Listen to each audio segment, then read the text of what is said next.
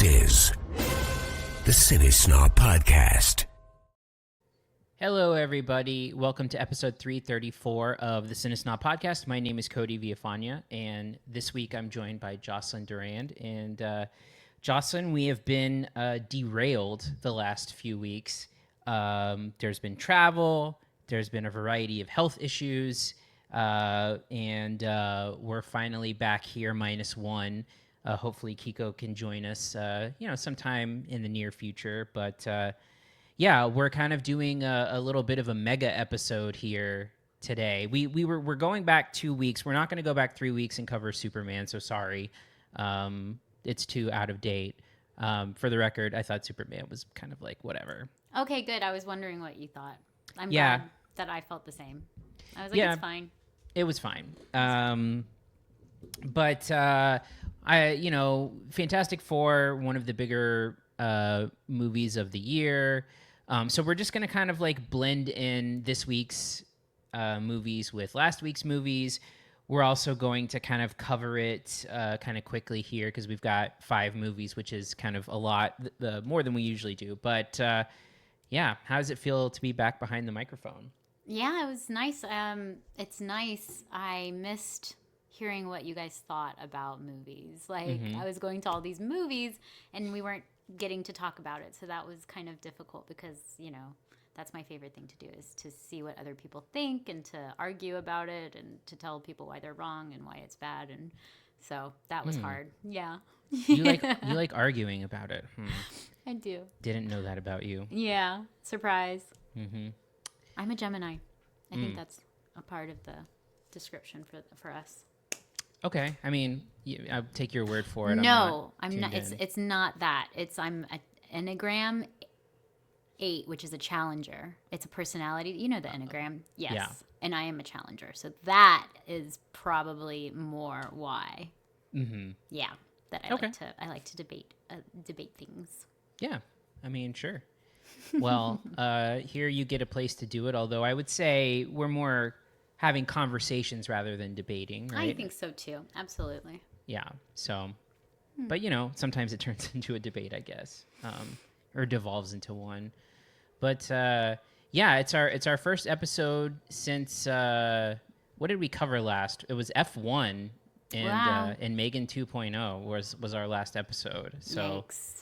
It's been a little while, and we were on a really good streak too since we had been back.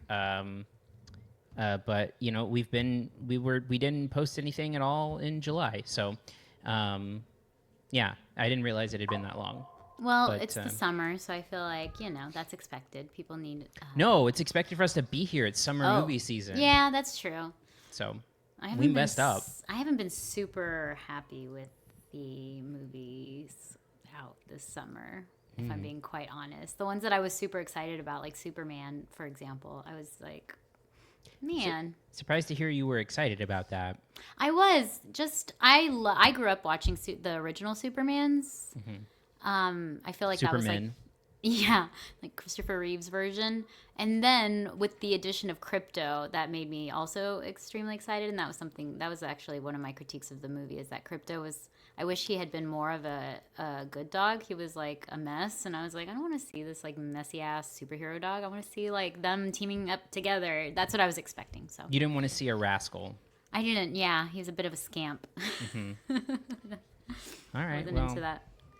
Well, I thought that the dog looked kind of shitty in CGI, and I didn't love the whole look of it. But yeah, and I think the whole thing with me with Superman was just like I feel like it was like.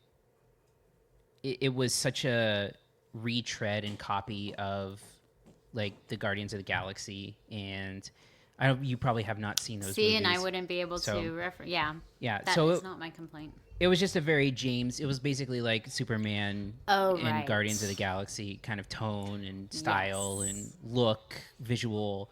Just a very James Gunn movie. Sorry, like when I asked why the Green Lantern had his hair like that, and you were like, "Oh, that's like a Gunn thing." Like it's just kind of funny for funny sakes. Yeah, because everything in the James Gunn makes has to be like weird and quirky quirky, yeah.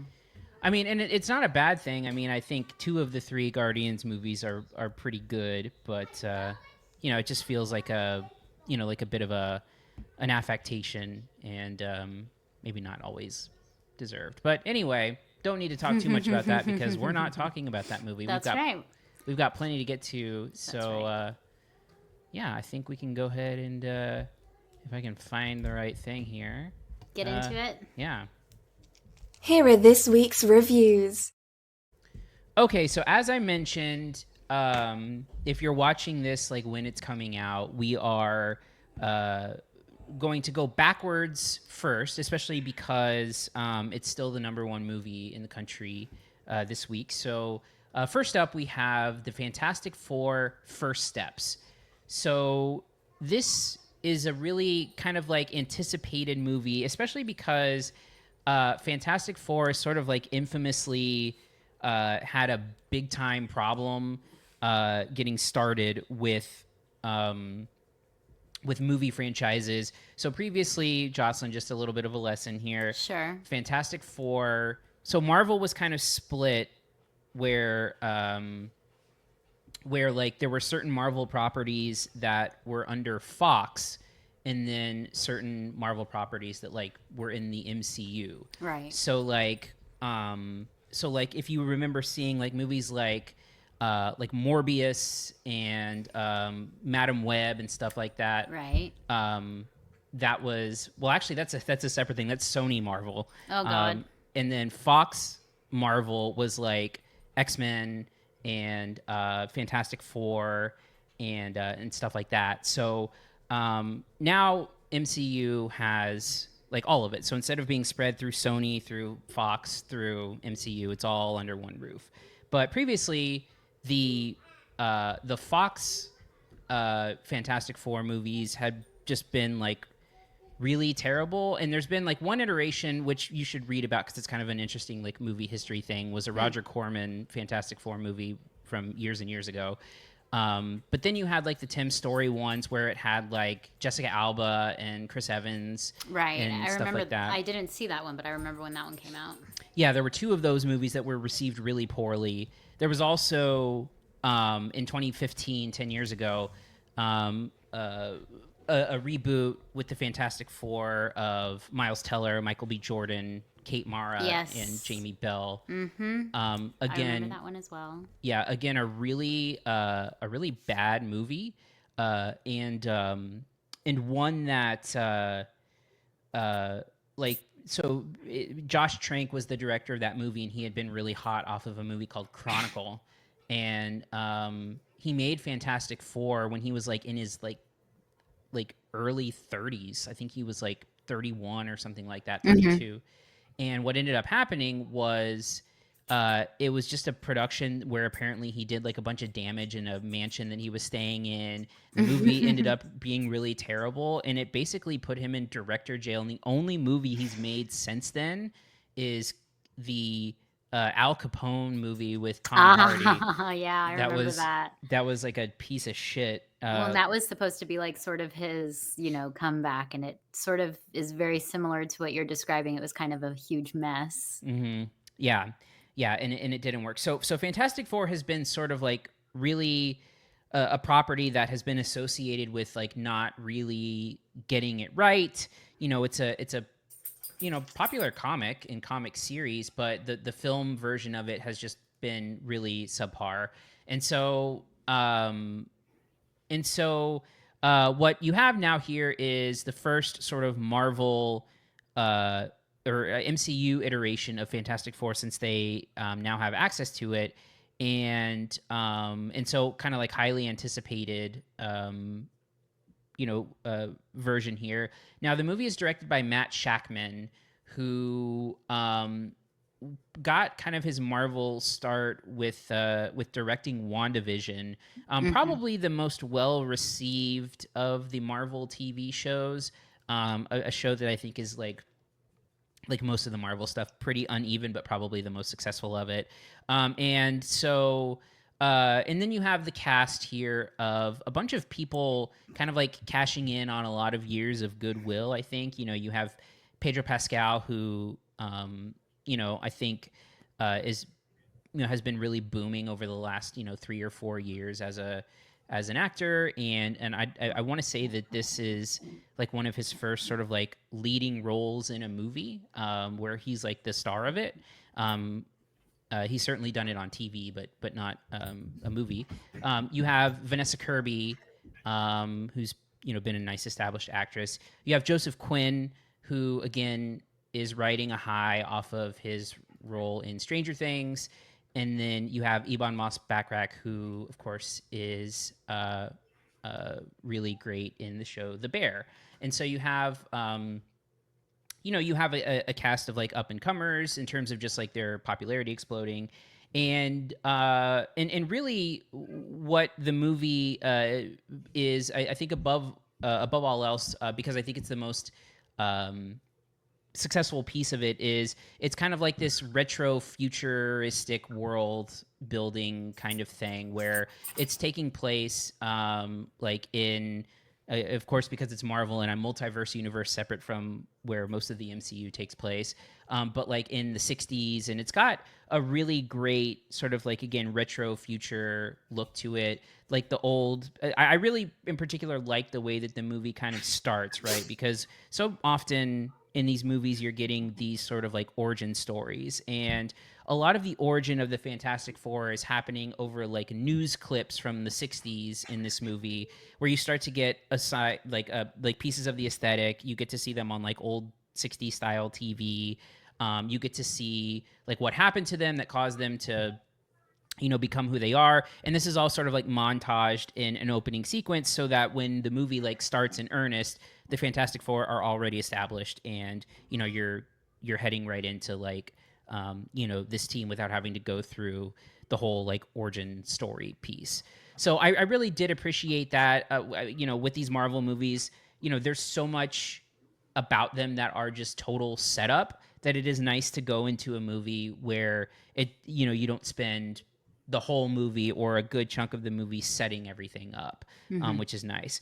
But the sort of like crux of the movie here is that two of the characters, Reed Richards and Sue Storm, played by Pedro Pascal and Vanessa Kirby, are having a baby, and it basically in this world, they are visited by a Silver Surfer here, played by Julia Garner, and basically that comes to Earth and says that the villain of the movie, Galactus, is like a planet devouring being, is going to destroy Earth, and they decide to like go and visit to try to negotiate. And basically Galactus asks for the child of Reed and Sue as a trade to save the Earth. The Fantastic Four obviously say, no way, you're not going to take our baby. And so they go back to Earth and then have to sort of plan of how to save the world while also preventing their baby from being taken from them. So again, the aesthetic of the movie I think is great. The sort of like the visual style of everything, the 60s look. I feel like where the movie really falters for me is in a couple of different places. I think the first is that I think that the movie is boring. I think that there's like an entire sequence where like the group goes to like visit Galactus, that I think is just like CGI glop and boring, and I feel like it's just slow and not a lot happens. And I feel like there's like not a whole lot of big like action set pieces.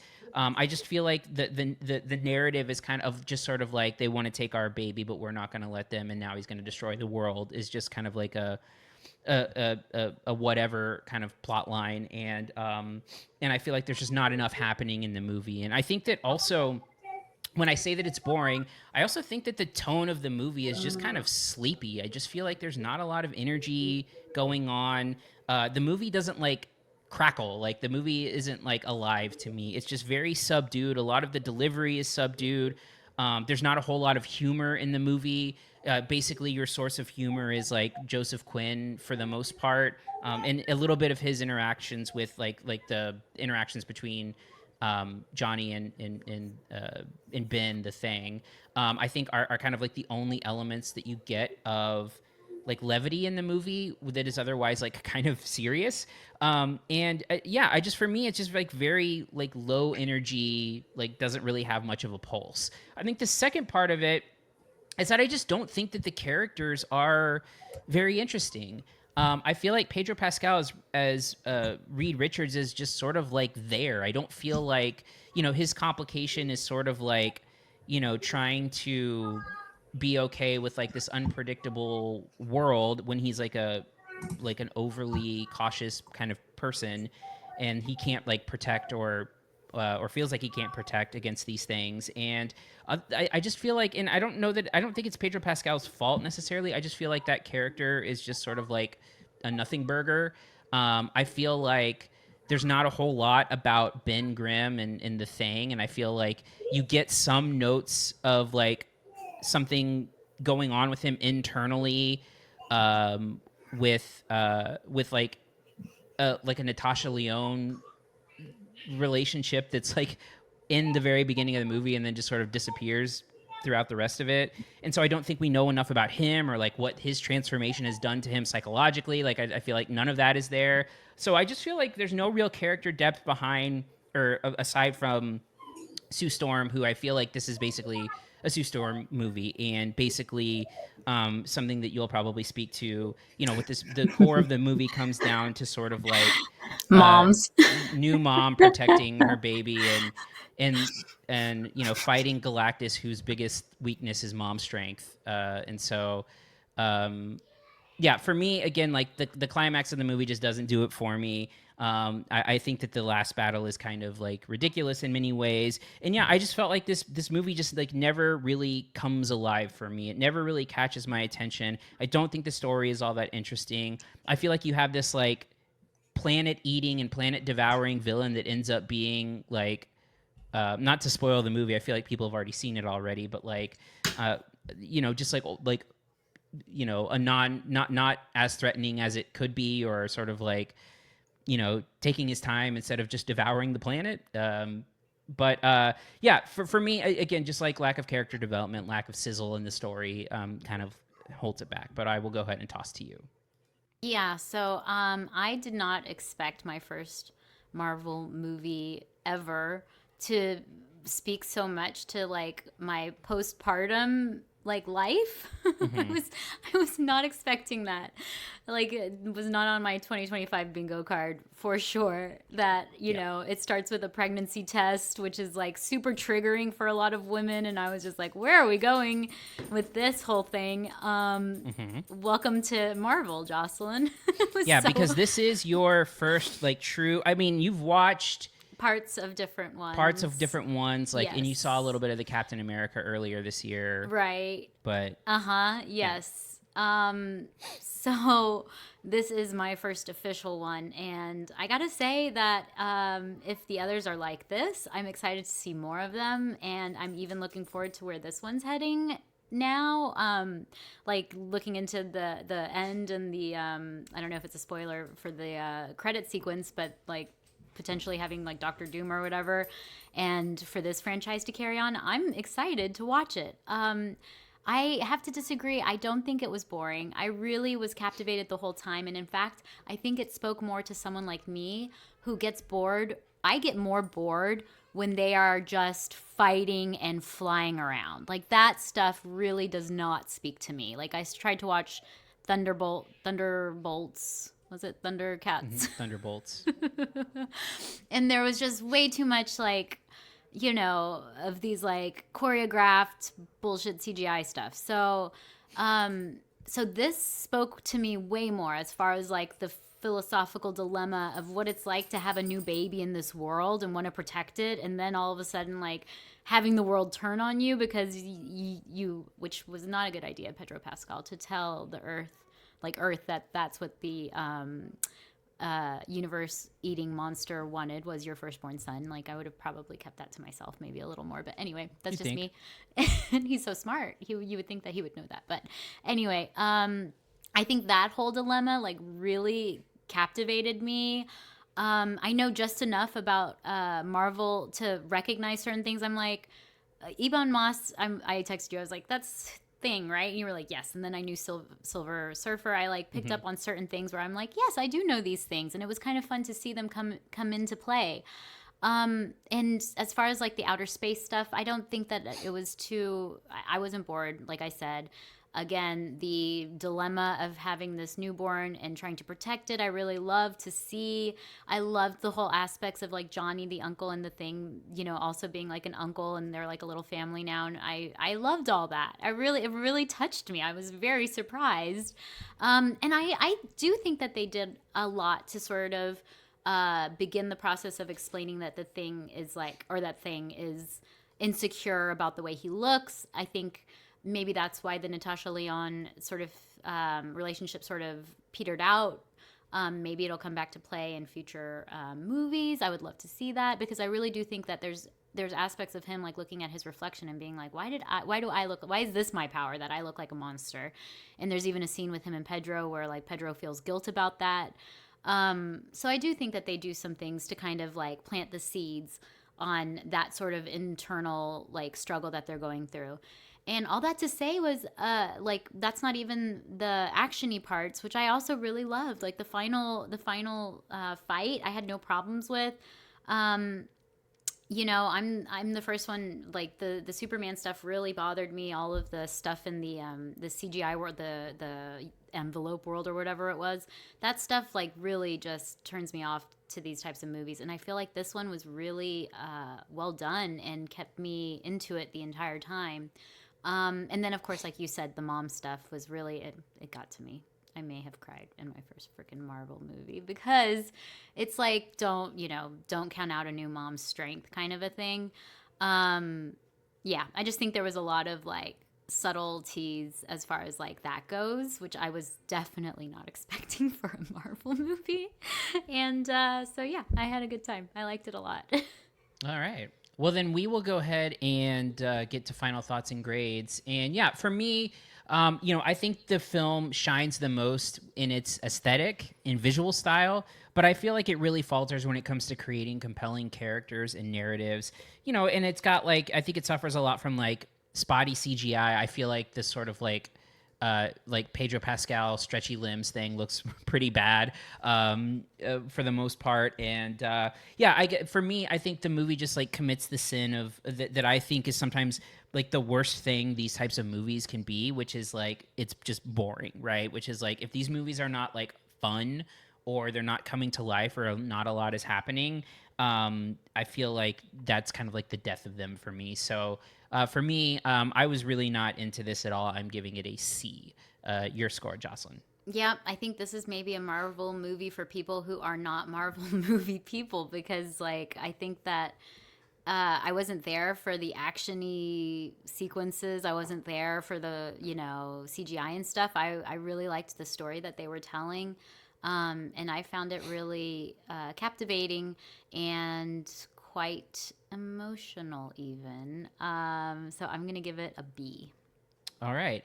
I do think you should finish Thunderbolts, because the second half of the movie is like entirely philosophical. I really liked the characters that they were establishing. It's just, there was like another fight sequence when they were just like, and I just get so bored. I'm like, okay, you should fast forward. You should watch how the movie ends for sure. Yes. I don't like to judge a movie, especially by the first half, but that's nice. That's a good thing. Yeah. Yeah. All right. So let's go ahead and move on to our next film, which is a movie that opens, again, if you're watching this in real time, this opens this week. So we're bouncing forward, which is The Naked Gun.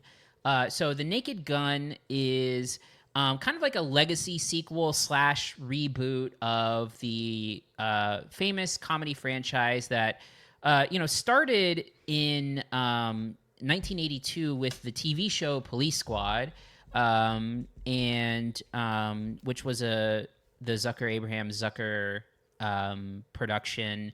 And then it only lasted like 6 episodes. And then 8 years later, the first movie came out, The Naked Gun, in 1988. and then 2 subsequent sequels after that in 91 and 94.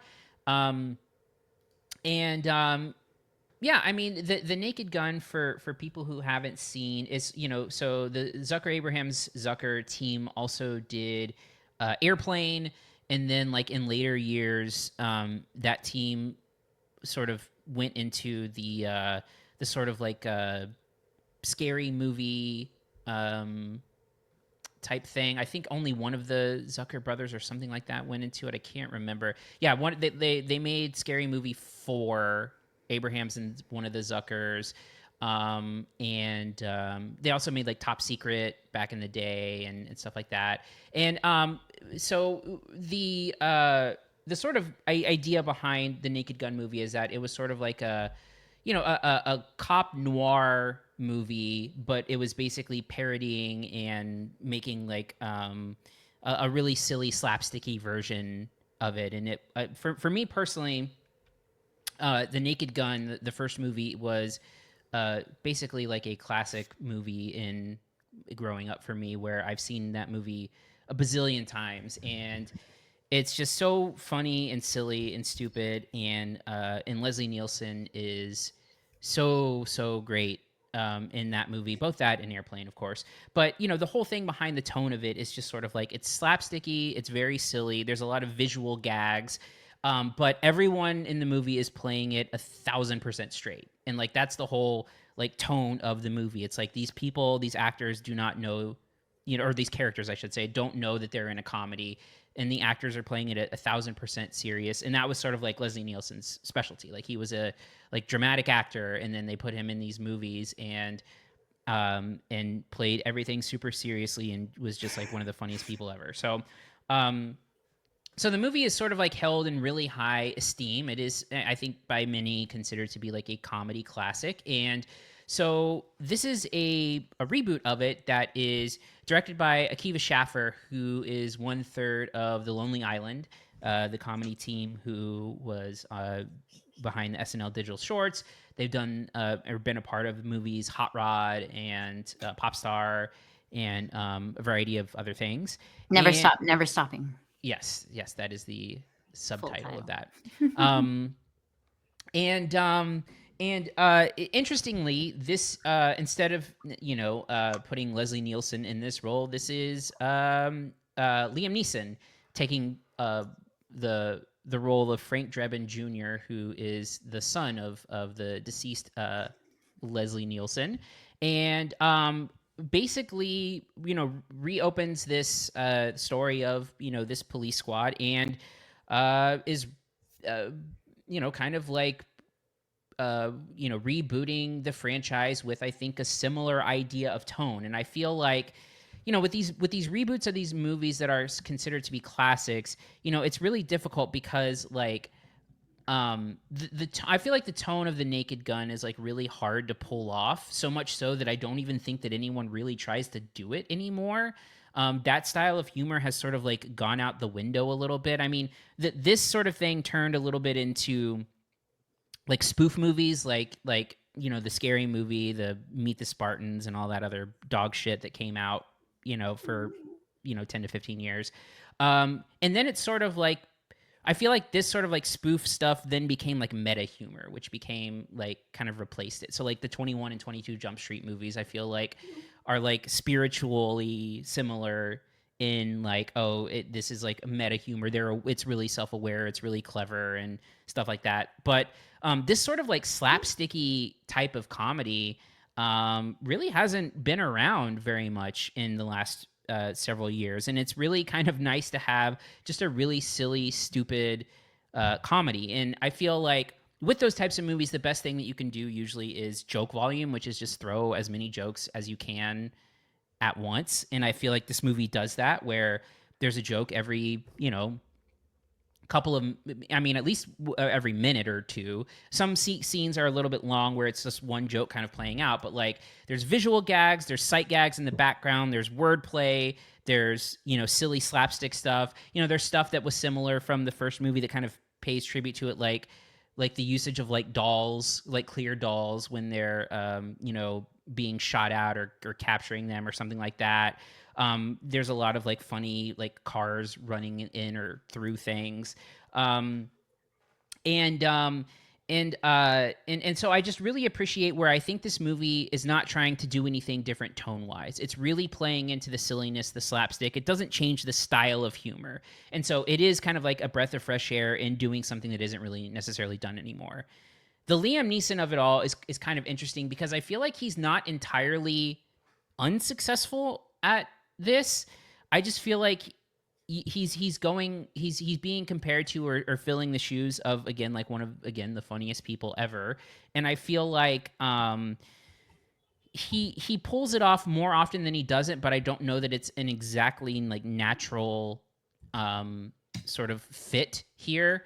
Liam Neeson is definitely game for anything, and I really appreciate that. I feel like a lot of the funnier stuff comes from, like, I feel like Danny Houston is really funny in this movie as a villain, as the villain of the movie. I think one of the funniest things about the movie is towards the end when he gets into a fight with Liam Neeson, and his reaction to being in a fight is very funny. And I think Pamela Anderson, who is sort of playing the sort of love interest here, also again game for anything, and like delivering the ridiculous silly lines well. And yeah, I feel like with these sort of like joke volume things, I think you just want them to hit more often than they don't, and I feel like they do. I feel like there is some stuff that misses. I feel like there are some sequences that maybe go on a little bit too long, and I feel like there are a lot of things that at least in my theater, were like not landing with the audience or going over their head or something like that, which was kind of disappointing because I do think that there's some legitimately funny stuff in there. Like, I think one of the funniest lines in the movie is when Liam Neeson's character is in a bar with a bartender, with Cody Rhodes is playing that part, the wrestler, and like he's trying to say that like he was something like he shot Cody Rhodes' dad or something like that, and then he kind of like keeps narrowing it down, and it's a really funny joke that like got nothing in my theater, that I was like, oh, that's like the funniest line of the movie. But yeah, so again, for me, the movie is just like, is it as good as the Naked Gun original? No. Is Liam Neeson as good or on par with Leslie Nielsen? No. But is this movie like really going for and capturing the spirit of the original? Absolutely. And I feel like they took a lot of care to preserve the spirit of the movie, and really tried to give something that feels true to the spirit, and honestly something that in comedies, especially studio comedies, seems to have kind of like disappeared a little bit. So I would say that I enjoyed it more than I did not, even though I don't know that it's entirely successful. I will go ahead and turn to you for your thoughts on The Naked Gun. Sure. So I think I made a big mistake by watching the original for the first time, like the night before I saw this. Like, Yeah. that was really not smart of me. Because you're watching like literally like the classic version of it. Yeah. And then you're seeing like this sort of regurgitated version that's been like eaten up and shut out a little bit, like 40 years later or something. And I was always an airplane person. Watching the original this week was just such a treat. Like, it's so silly and dumb and funny, and just does all of it so well. And like you said, Leslie Nielsen is like just incredible. He's so captivating, and I don't think Liam necessarily did a bad job at it, but I really disliked the script a lot. I think the opposite of your audience. My audience was full of very old people who thought like, farting jokes was the funniest thing that they've ever seen. And it was like a little off-putting to be in an audience like that. I'll say that, yes, it is like everything you want as far as like the silliness that's going on. For me, one of my favorite moments was when they were in like this war room situation, and the other gentlemen are like, I heard there's people like lobster people. People. Yes, fish people. These people have crab hands. It was cracking me up. Oh my God, that was like the exact type of like silly humor that I loved from the original. And it was so far and few in between in this one. It was like much more potty humor, much more farting jokes that I was getting really turned off. I feel like there's like one of that, like, which is when he's like in the car and this body the burrito cam thing. stuff. That was the main one. But then there's a lot of them like sprinkled in also just throughout. The infrared stuff was kind of like, okay. The references, Cody, were all like 20 years ago. And I do think that's on purpose. Okay. Because it's a boomer audience? Because like the jokes were coming across super boomery as far as like talking about Black Eyed Peas and like literally and Janet Jackson Super Bowl stuff. I'm like, but there is a line later in the movie which is like with the TiVo thing where he makes a comment of like, I told you to watch this so you understand my references. Sure, I get that, but it's like a Keith Schaefer. I thought that it was going to be like super current and funny. So instead it was just like, God, is this for boomers? Like, if you is listen that why to everyone him, in this audience is laughing hysterically right now? Because that wasn't that funny. First of all, the boomers are not going to pick up on Black Eyed Peas references. So I think you're more talking about like Gen X here. I think the boomers will. Like, I feel like my dad is this like target audience, and he would be laughing at stuff like that was popular like 20 years ago. Do you know what I mean? Like, so if you listen to Akiva Schaffer's interview or like him talking about the movie, the idea was that the Naked Gun was like pulling from references from like the 50s and 60s. Okay. And so this Naked Gun is more pulling from like the 80s and 90s. And that's like the idea. That's like the idea. Anyway, it's more like aughts, I think, because it's 90s like and a lot aughts. of, yeah, that's fine. Anyway, but I will say that one of my favorite things that I realized watching the original is how crazy good Priscilla Presley was. Like, she just like freaking killed it, and really has never done a lot, and doesn't really, I think, get enough credit for how amazing she was in the original. And I feel like the same thing goes for Pamela. I think Pamela Anderson did an amazing job.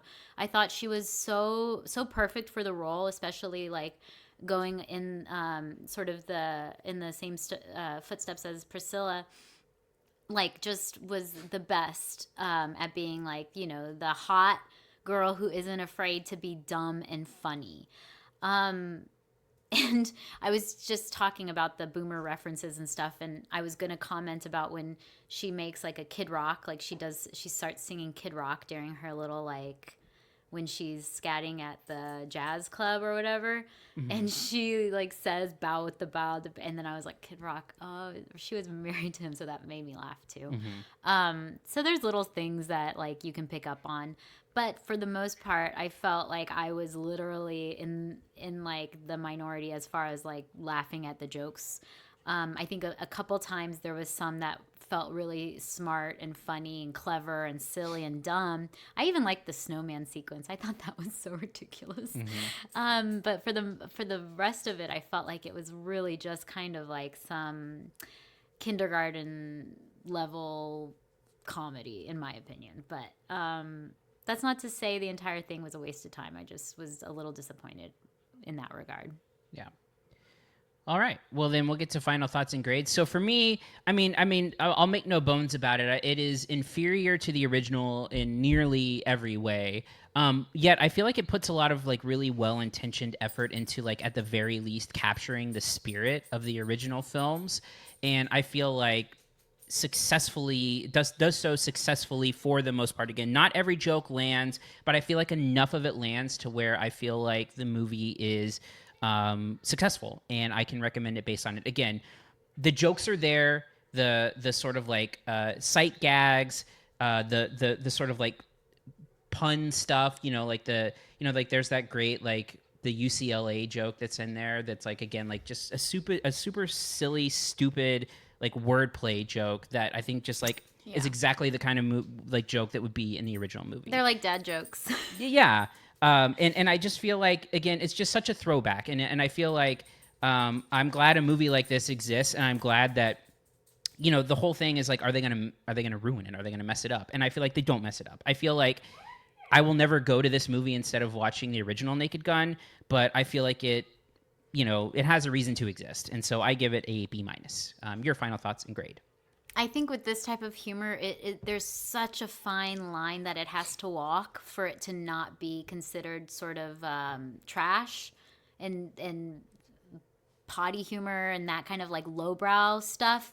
And I feel like the original was perfect at tiptoeing across that line, sometimes like hopping over, dancing with that line. And I feel like this one just crossed too many times over that line to the point where I don't know, it was like appealing to more of the masses, I feel like, and more of like an older generation that I just was like feeling kind of like icky and lame watching. So not super successful for me, not a total waste of time. So I'm going to give it a C. All right. Well, I'm glad that you're sort of like bemoaning the potty humor when the original has a literal sequence of potty humor where his mic is on while he's peeing for a solid, 2 minutes. Peeing is not the same as like poop stuff. I'm sorry, where does pee go? I'm just saying, that's why I said Where does pee go? Jocelyn, where does pee go? Listen, on a tree, in a forest, Cody, okay? This is because you have boys. In a water bottle in the car. That's where pee goes, Cody. Okay. Well, I'm sorry. I thought that was considered potty humor, but apparently you have weird things that you do in your daily life that we're just not going to talk about. Oh, we could go further with that, but like I'm saying, the original really did a great job of tiptoeing the line as far as that sort of lowbrow stuff goes. That's why it's the original. That's why it's so great, in my opinion. But okay, we will go ahead and move on to our next film, Together. Together is a new horror movie put out by Neon, written and directed by Michael Shanks, and who's an Australian filmmaker. And so this is a movie that originally debuted at Sundance in the midnight section this past year, and is a sort of like body horror film starring the real life couple of Dave Franco and Allison Brie, who move out of the big city to the country. And what big city was it? Seattle? Yes, I think so. Yeah, they kept calling it the city, so I assumed New York, but then they were in Washington, so I was like, and they were driving to the city, so I was like, do people call Seattle the city? I don't. Anyway. Yeah, I assume. Sorry, yeah, don't mean to pick bones this early, but. Yeah, no, I believe it must have been Seattle. Okay. So they move into the country, and it's sort of something where it's kind of driven by Allison Brie's character. Dave Franco's character is kind of like uncertain about it and maybe doesn't really want to do it, but goes anyway. And that's kind of like the start of a little bit of tension between the couple. Once they get in there, they find themselves in a cave. They fall into a cave while hiking, and then they basically start experiencing body horror, where they start sticking together and they become like physically like drawn to one another, where they're starting to sort of like kind of like physically fuse together while trying to stay apart and separate. And that's the basic story of the movie. And I feel like the movie does a really nice job of like building mood. I feel like it does a really nice job of building the story. I feel like it like builds a nice job of being unsettling. But I feel like the ultimate problem with this movie that I had was that I don't feel like it leans too far in any particular direction, where like it doesn't go hard enough into the body horror, where like the body horror is ultimately like not all that gruesome. I feel like the fusing stuff never really gets super gross. I think like there's an unsettling thing where he's like consuming her hair and choking, which I think is maybe like the most disturbing thing about it, but it's really kind of like not all that messed up, I don't think, personally. And I feel like they could have gone a little bit harder. I feel like if you're going to do body horror, like go all out, go the substance if you're going to do that, right? And just do something crazy with it. The other thing that I feel is that I also like at some point during the middle of the movie stop like tracking the metaphor, where I feel like the movie is trying to say a lot about like maybe like being in a relationship longer than you should be, or saying a lot about like codependency within a relationship. And I feel like there's some like really insightful commentary that's like on the table here. I just don't know that the movie ever explores it too much. I feel like it doesn't go deep enough into relationship dynamics, particularly like the tension between this couple, I don't think is ever really fleshed out. I feel like you get a little bit of the tension behind the move, but I don't really think that you're getting a ton behind what some of the other dynamics are, their relationship history. You know, are they codependent on one another? Are they like forcing themselves to be together and then like physically fusing as a result? Like, I just feel like it becomes really muddy and unclear, and just sort of like the movie just sort of like limps to a finish, where I feel like the final act of the movie is the least interesting part of it.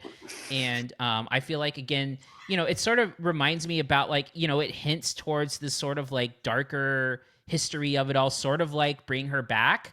But like, again, like that movie doesn't really go into any kind of detail on any of it. So I just wish that the movie had embraced any number of elements that could have made it more interesting, whether you go all in on the horror in the body horror side of things, or you say something a little bit more nuanced about relationships, which I don't think that it ends up doing at the end of the day. So for me, I feel like there's a lot to like about it. I like the performances between both Franco and Brie. I think some of the body horror works. I like the mood of a lot of it. But I feel like ultimately it doesn't really come together. Your thoughts, Jocelyn? Yeah, so this one I was extremely excited about. I was really looking forward to this one, trying to read spoilers, trying to see, you know, what it was about and all that kind of stuff. And I agree. I don't think it ever really reached its full potential as far as like the world building goes. It seems super small and coincidental as far as like the way that it plays out. So there's some like culty aspects of it. Mm-hmm. And I feel like the movie doesn't really go into it as much as it could have. And I feel like that would have made it more interesting. Like they really don't explore that element of it at all. I thought more than like codependency and anything, it was more of a metaphor for marriage. Especially what like with the proposal at the beginning and then the proposal at the end, and like two people becoming one. Like for me, it was all a huge metaphor for marriage. Mm-hmm. And the cult aspect as well. Like they are performing these ceremonies where two become one and that kind of a thing. And how much are you willing to give in this new, you know, thing that you've created? How far are you willing to go, basically? To make this like relationship work, or to make this like marriage work. So I thought that was all kind of very fascinating, in the metaphors of all that.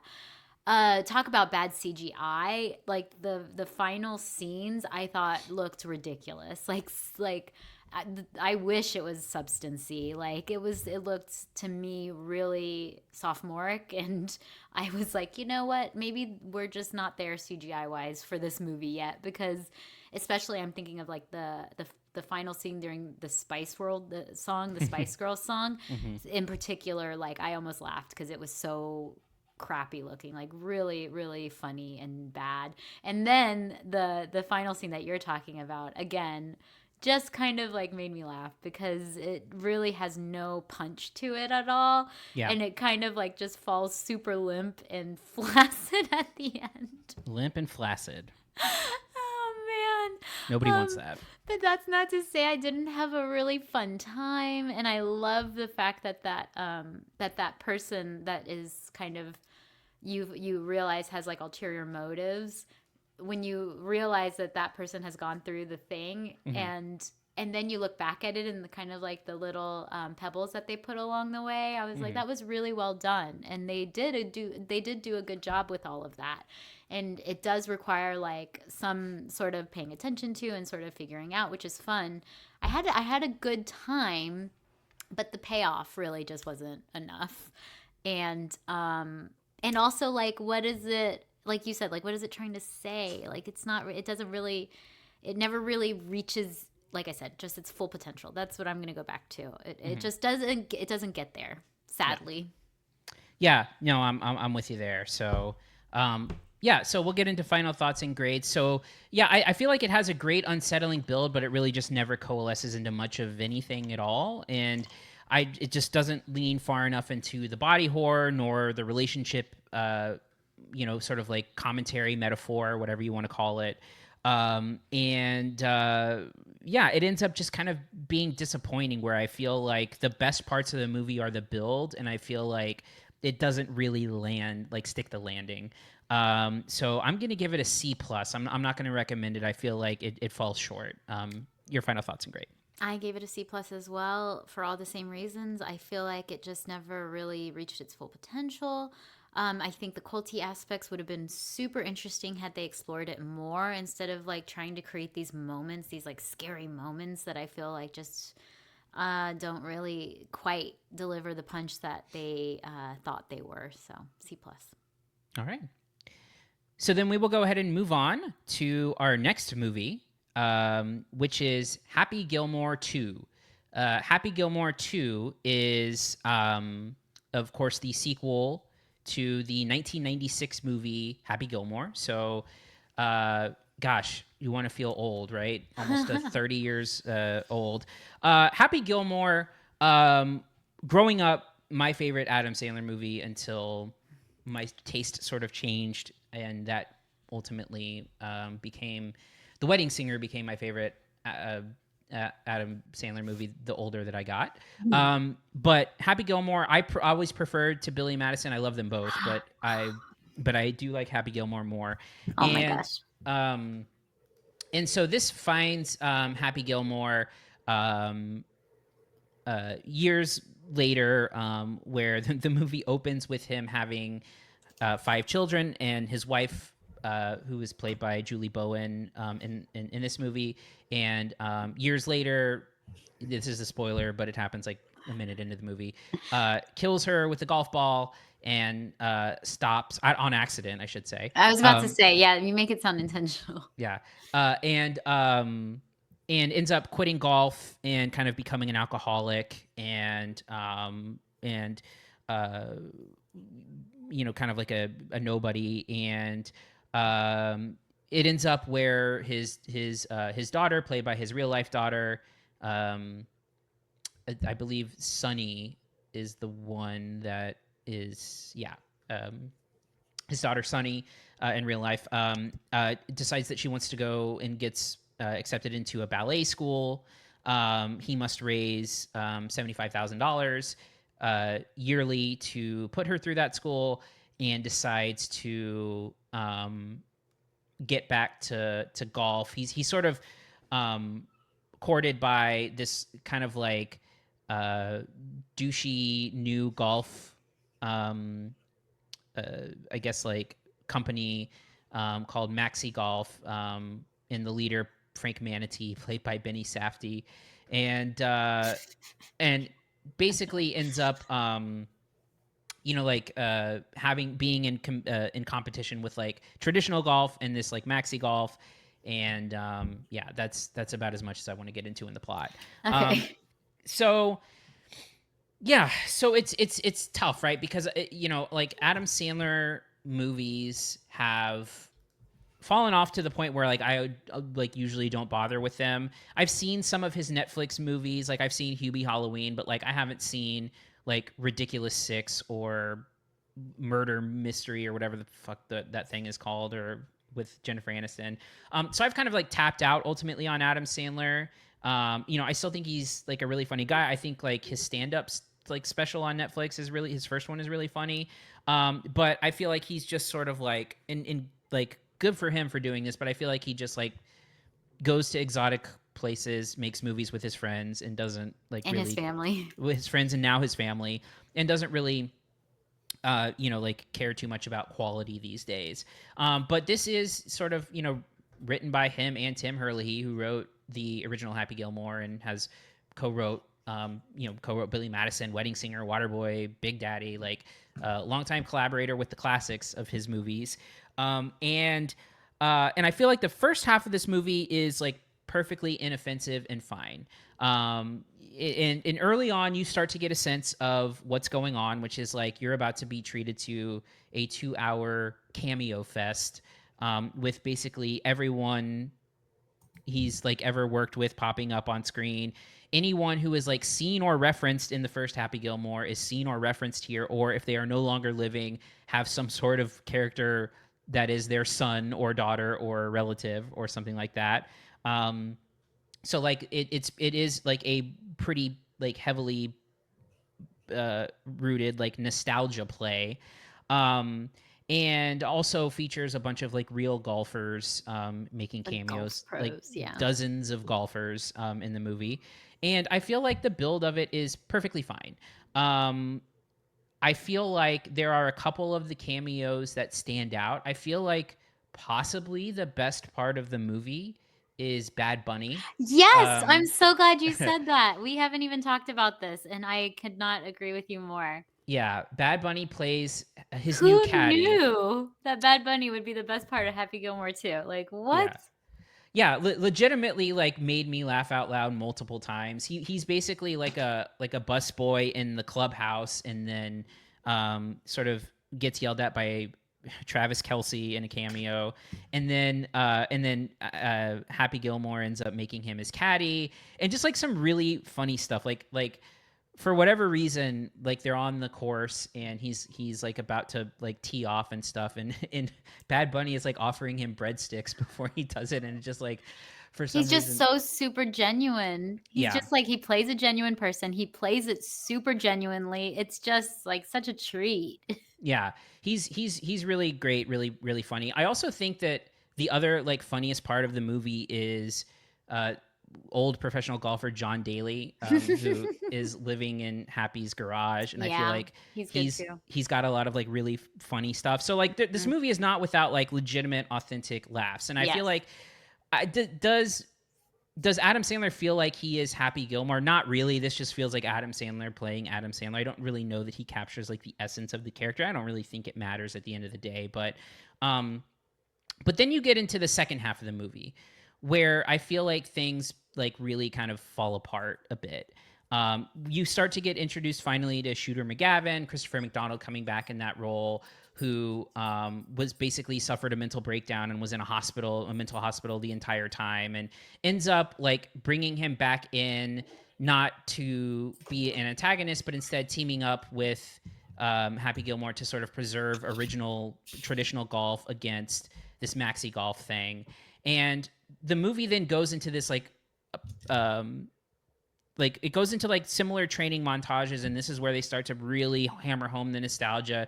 You get like a character, I think it's Lavelle Crawford, who plays Chubbs McGee's son, played by Carl Weathers in the original movie. I'm sorry, not Chubbs McGee, Chubbs Peterson. I don't know why I said that.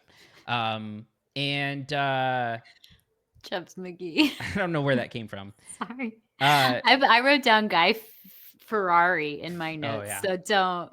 I mean, I feel like we're 4 movies in. That's my first flub. I'm Chubbs McGee. That's what she said. Yeah.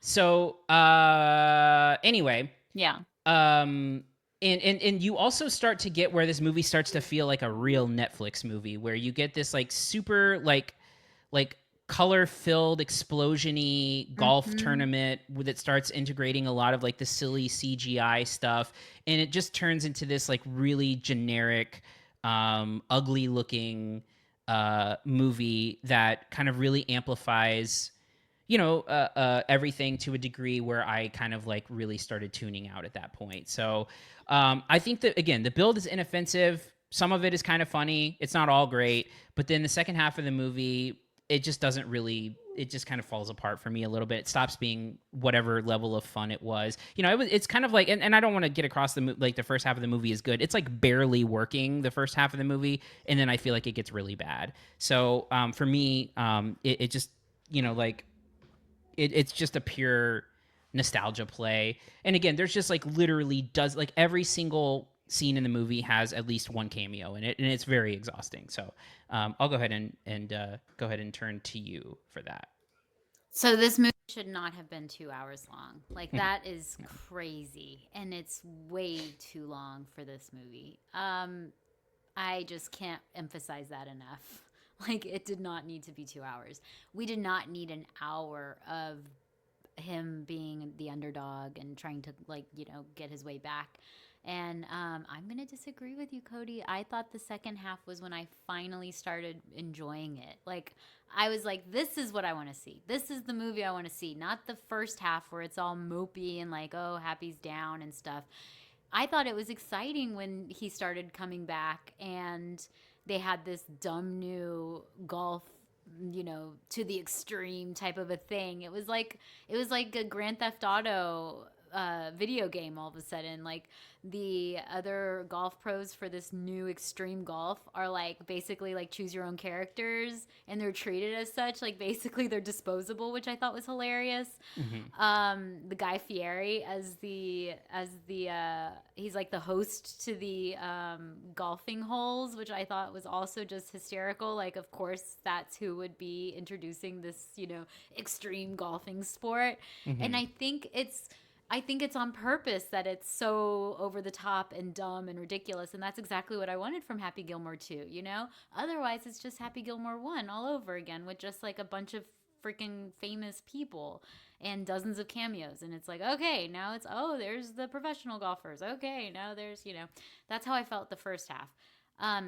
And that's not to say that they don't work together. I just wish it had been done more cohesively. And I think that they could have edited down the second half to make it less, like you're saying, like bad and Netflixy and that CGI crap. I thought that was still fun, though. Like the Eminem cameo was hysterical. Was it? And I thought it was, yeah. And the crocodile stuff, I thought that was very funny.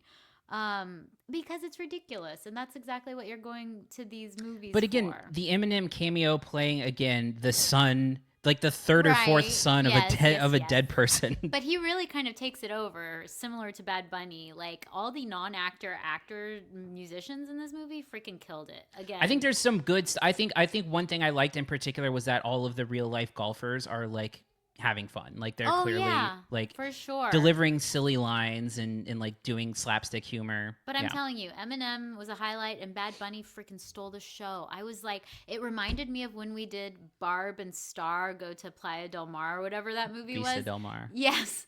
And it was like Josh Duhamel, or there was some straight actor guy, and he's in this ridiculous movie, just you can tell enjoying the crap out of it and just treating it like it's his, Oscar-winning performance. Do you remember that? It was Jamie Dornan. Jamie Dornan of all people, who was just freaking just like killing it in this ridiculously dumb movie. I feel like that was Bad Bunny here. He just committed. He did it so genuinely, and it was like a perfectly well-written character. It's the perfect sort of antidote to Happy. And I really loved watching that play out. I was very glad that he wasn't like just, came in and was gone. I was happy to see his character continue on. And there's a couple sequences that I was just like, this is so funny. Like when they're in the batting cages, for example. And it just keeps it moving, keeps it light, gets to the Max Golf Extreme. You know how it's going to end. I mean, like, come on, duh. Like, Happy's going to win in the end. But getting there was really fun, except it shouldn't have been 2 hours. If it had done it in like an hour and a half, maybe an hour and 45 minutes, I feel like it would have been perfect. All right. Well, then, we'll go ahead and move on to the final thoughts and grade. For me, the first half of the movie is like perfectly inoffensive and even like, dare I say, mildly enjoyable. But the second half becomes just like this exhausting, like neon-soaked chore. And I just feel like the sort of like traditional golf versus like maxi golf thing is just like so stupid. And was it called maxi golf? That's what it's called, yes. That's funny. And yeah, I mean, just it gets really exhausting. The cameos get to be too much. The references to old thing again. They bring up these dead characters a million times. They literally fight in a graveyard of all the people who have died. Like him and Shooter, right? Fight in a graveyard of all the people who have died since the first movie. And to me, there's like nothing classic about it. Like I was watching a little bit of Happy Gilmore the other day, before the sequel, and just like there's nothing that is on any level of like the Bob Barker sequence, which is just Right. like so funny. I think the Eminem still, was trying. The crocodile sequence was trying. it's nowhere near that. I think you're giving that way too much credit. But yeah. So again, for me, just ultimately, it feels like just like a cut above maybe like the worst of recent Adam Sandler stuff, but still not very good. I give it a C. Your final thoughts and grade. Yeah, I definitely agree that it's a cut above recent Adam Sandler stuff, but that's not putting the bar very high. I think that, the dozens of cameos are extremely fun. And I really enjoyed the second half, but I don't think it ever surpasses the original or really comes out of the original's shadow. It really just feels like an echo of the original. And I really just think that it went on way too long. I feel like the 2 hours really draws out things that were boring, and I didn't need to see like every dynamic of his family life before we got to the golfing. Like, come on, get to the freaking champion. I don't even know what to call it. The what do they call it in golf? There's a word for it. The tournament. But I don't know if that is what they would call it in the maxi golf. But anyway, getting to that part for me was like really the draw. And once we got there, it was really fun and I had a lot of fun. So I'm giving it a C+. All right. So then we will move on to final movie of the episode, which is Oh Hi. So this is a movie that stars Logan Lerman and Molly Gordon, and it is kind of like a romantic relationship comedy ? I don't know. It's people are calling it a rom-com, and I don't really know. I guess it technically is. And basically about a couple who goes to a weekend vacation, and during the vacation, the male in this relationship, Logan Lerman, sort of reveals that he's not like super looking for a stable relationship at this point, which comes as news to Molly Gordon's character, who is sort of like mortified by this and ends up deciding that she's going to chain him to or handcuff him to they are handcuffed from a sexual experience. That is absolutely not how it plays out. So look, they are having fun and they chain each other. They decide to have some, the chain play. It's handcuffs, not chain. Whatever, fine. Small chains. This is a chain technically. Then he announces that he is not into the relationship. So she did not tie him up. Okay. Because he said that. That's fine. She just decides not to untie him because she decides that she's not going to take him out of the handcuffs for 24 hours, right, because she's going to try to convince him to be in a relationship with her. And is that, Jocelyn, is that accurate? Yes. Okay. So yeah, I'm going to keep my thoughts about this short because it's a movie I feel like I watched the least recent, and it also made maybe the least impression on me. For me, this is the type of movie where, like, so much of this stuff I think like hinges on, like the elements of it hinges on like the relationship, like working on to some degree. But I think beyond that, for me, it's like, does the character in the movie warrant the things that are happening to them in order to land as either like a wish fulfillment, like, oh, this person has it coming, or for it to be sort of like a satire on relationships and commitment.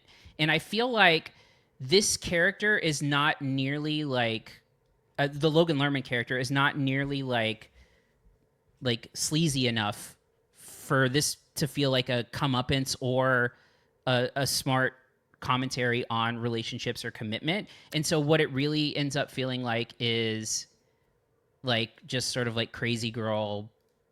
If he was sleazy more, though, don't you think it wouldn't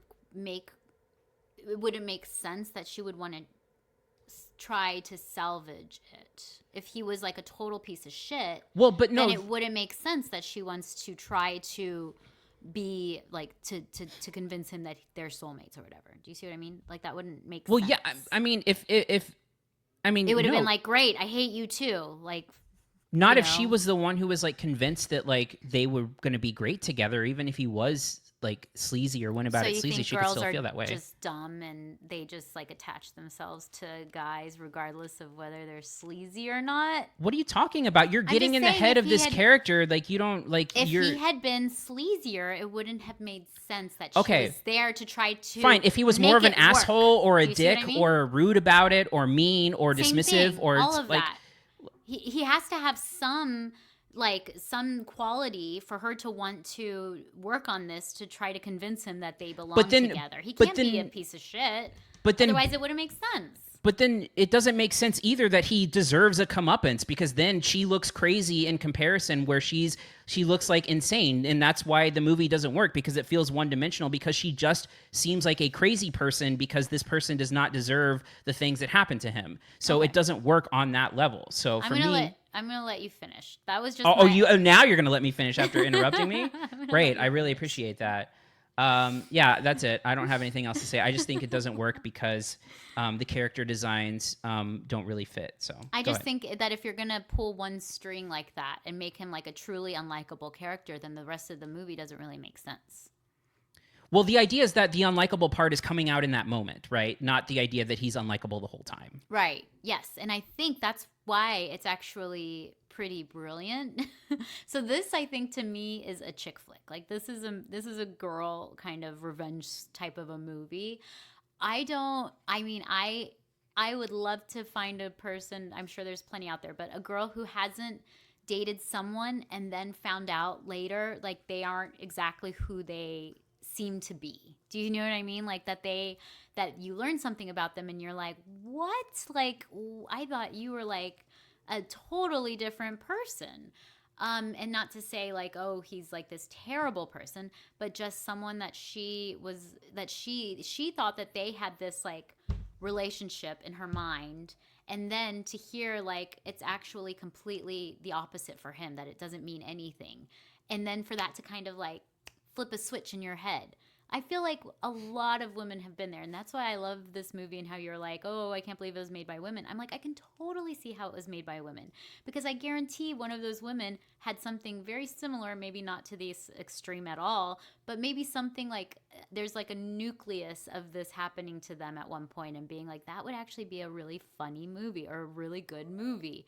Funny, I don't know. When I heard it described as a romantic comedy, I disagree. I don't think it's a comedy. I think it is definitely like a thriller more. And when it is funny, I think it's just kind of like off tone. But I could see this as being like a fun movie to watch with your girlfriends during a breakup. Like, and I think in that regard, it's really successful. Like every girl has been there, like been on this like really dreamy vacation with a guy. And you know, maybe it doesn't end this way, but I think that it's very common for women to have this situation happen. And I will say this is the Hollywood version of it, of course. Like you're not going to like chain up a guy or not let him leave. Like that is kidnapping. And then of course it goes like off to the races from there. But I really do think that there is something to be said about like this situation and how not universal it is, but like what girl has not done something that maybe they weren't like super proud of during a breakup. You know what I mean? Does that make sense? I don't know. I'm not a girl, so. I just think, can you at least imagine how it might speak to women and girls who maybe have invested all of themselves into a relationship and found out that the guy is like maybe not who they think he is, and how devastating that is? Sure. Okay. But like, does that justify the actions of the character? No, and like I said, I think that this is like definitely like the Hollywood version of it. Like it goes crazy from there. But I feel like that sort of like morsel of truth at the core of this movie is what kind of makes it interesting, in my opinion. All right. So then we'll get into final thoughts and grades. And yeah, for me, I just believe that a fundamental flaw in the movie lies within both the character and the situation at hand not being like nearly as like scummy enough for the film to land as either, again, like a sense of like wish fulfillment or relationship satire. So for me, this movie doesn't work at all. Didn't find it funny. Don't find it funny when some other characters show up later in the movie. Just not for me at all. I give it a C. Your final thoughts and grade. I think that there is some sort of like a reality where this film starts, and then of course it takes it to like a heightened reality. But sort of with a wink and a smile, like even at the end when she's still sort of hoping that they're going to be together, it's definitely, I think, like the female version of a lot of male like movies that we see that are like this, where it's like, how frequently in movies do we see like, you know, the guy's on a bachelor party and they like accidentally kill a stripper or something, you know? I feel like this is like the female version of that, where like things get out of hand. And maybe it gets a little crazy. But I enjoyed this. Not my least favorite of the week, that's for sure. Did you give a grade? I did. What'd you give? C. Okay. I'm doing B- on this one. I liked it. All right. So that takes us to the end of our episode. So next week, we have Weapons, the follow-up of Zach Kreger. Creepy. Yeah, from Barbarian was the last movie he made. And we'll take a look at some other stuff. The other big release that week is Freakier Friday. And I have not seen Freaky Friday, so it'll depend on if I can find time to watch both of those. And then we'll probably find something limited coming out as well. So if you want to reach out to us, find us on all social media at CineSnob. Follow our YouTube channel, where eventually we'll have some content. Again, content's been kind of slow in July, but eventually that'll pick back up again. Subscribe to us wherever you get podcasts, and continue to go to CineSnob.net, where you will see all of these videos and reviews sort of separated out into their own individual pages. If you haven't visited the new CineSnob.net, please do. We're really happy with it. And yeah, I think that's about it. So anything else, Jocelyn? That's it. All right. Well, thanks everyone for listening, and we'll see you next time. Thank you for listening to the CineSnob Podcast. To read reviews, interviews, and more, visit CineSnob.net. See you next week.